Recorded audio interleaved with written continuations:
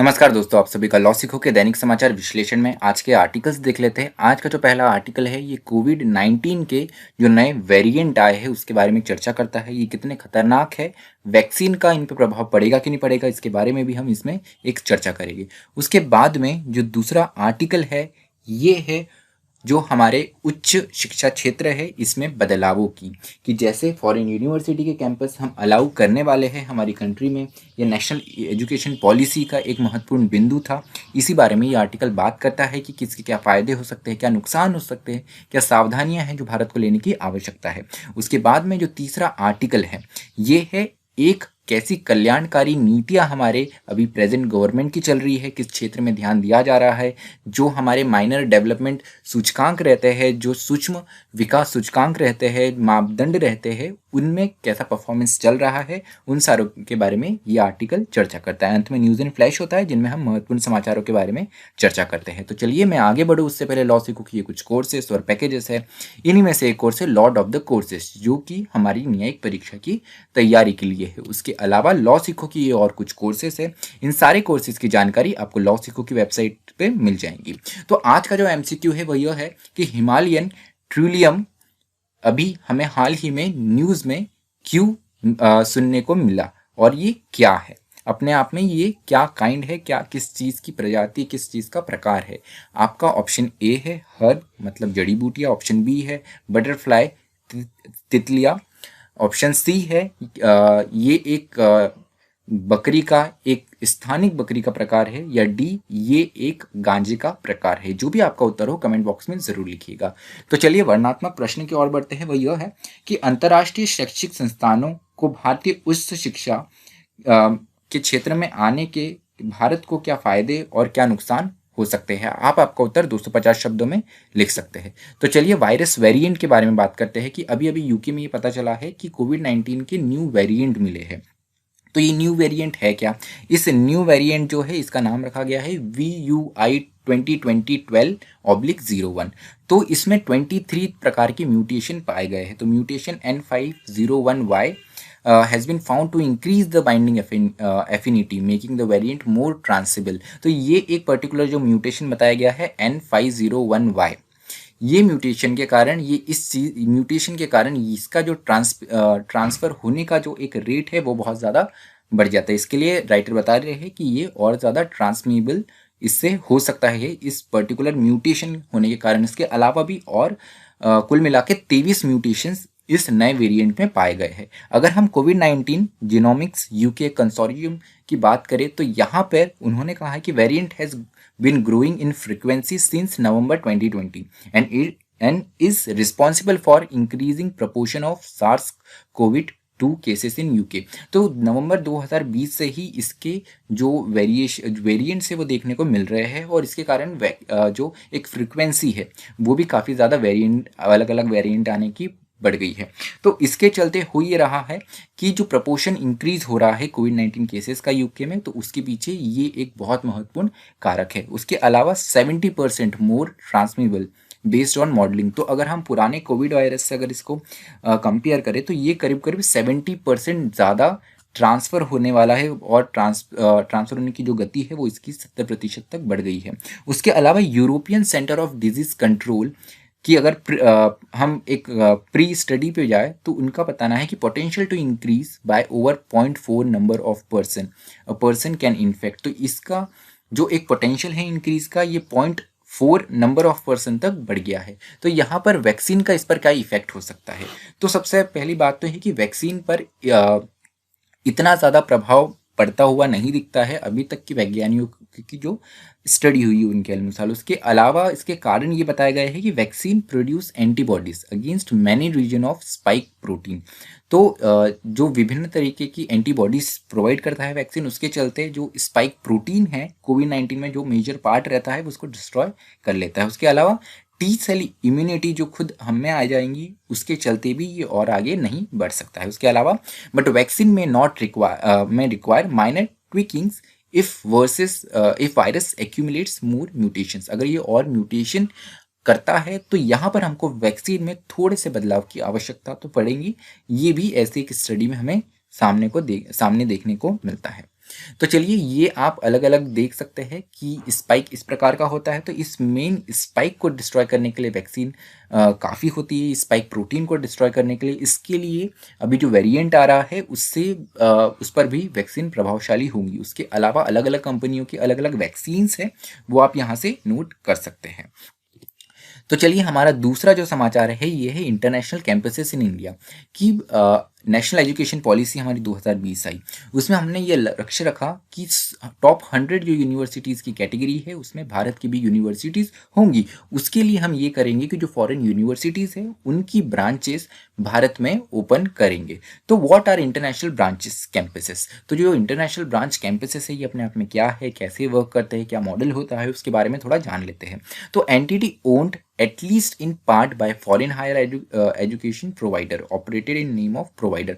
तो ये for example मान लीजिए अगर ऑक्सफोर्ड यूनिवर्सिटी है तो ऑक्सफोर्ड यूनिवर्सिटी के नाम से ही एक कैंपस ओपन किया जाता है भारत में। जैसे हम भारत में भी उदाहरण देख सकते हैं, जैसे हमारी दिल्ली यूनिवर्सिटी है, मुंबई यूनिवर्सिटी, तो इनके अलग अलग जगहों पर इनके अलग अलग कैंपसेस है। वैसे ही ये जो फॉरेन यूनिवर्सिटी होंगी उनका एक कैंपस भारत में भी होगा। तो जो मेन ऑपरेटर है यही इसे चलाएगा। तो यहाँ पर provided entire academic program substantially on site leading to a degree awarded by foreign education provider। तो यहाँ पर कम से कम एक यहाँ से अच्छी चीज़ ये देखने को मिलती है कि हमको उस लेवल का एक एकेडमिक प्रोग्राम मिलेगा, उस लेवल की एक एकेडमिक स्टडीज़ मिलेंगी, जिसके कारण हम उन 100 यूनिवर्सिटी की श्रृंखला में भारत को आने में काफ़ी ज़्यादा मदद होंगी। तो इसके कौन से मॉडल होते हैं? जो इंटरनेशनल ब्रांच कैंपसेस है इनके दो मुख्य मॉडल है। एक मॉडल तो ये है कि ये पार्शली या फुली, आंशिक रूप से या पूर्ण रूप से गवर्नमेंट के द्वारा जो होस्ट कंट्री है जहाँ पे ये ब्रांच खोली जा रही है उनके द्वारा फंड किया जाता है। उसके अलावा दूसरा मॉडल ये भी है कि जो लोकल पार्टनर्स हैं उनके साथ में कोलैबोरेशन किया जाता है। तो अगर हम अभी की स्थिति देखें पूरे विश्व में तो करीब करीब 300 आईबीसी से इंटरनेशनल ब्रांच कैंपसेस है अक्रॉस 80 डिफरेंट कंट्रीज, 80 विभिन्न देशों में।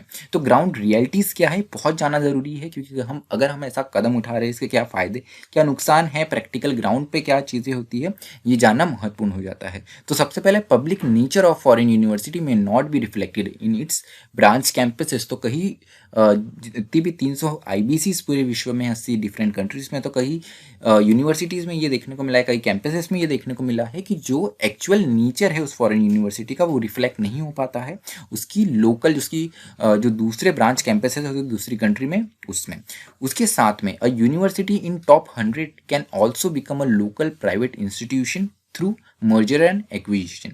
तो यहाँ पर एक उदाहरण इस आर्टिकल में दिया हुआ है मोनाश यूनिवर्सिटी का कि कैसे एक इंटरनेशनल ब्रांच कैंपस धीरे धीरे अपने आप में बदल के एक लोकल प्राइवेट इंस्टीट्यूट बन जाता है, क्योंकि काफ़ी मर्जर्स हो सकते हैं, एक्विजिशंस हो सकते हैं। अगर वो फ़ायदे में नहीं होती है तो किसी के साथ मर्जर कर सकती है, या कोई पर्टिकुलर प्राइवेट्स का जो कोलैबोरेटर है उसको एक्वायर भी कर सकता है। तो ये चांस भी अपने आप में बन सकते हैं।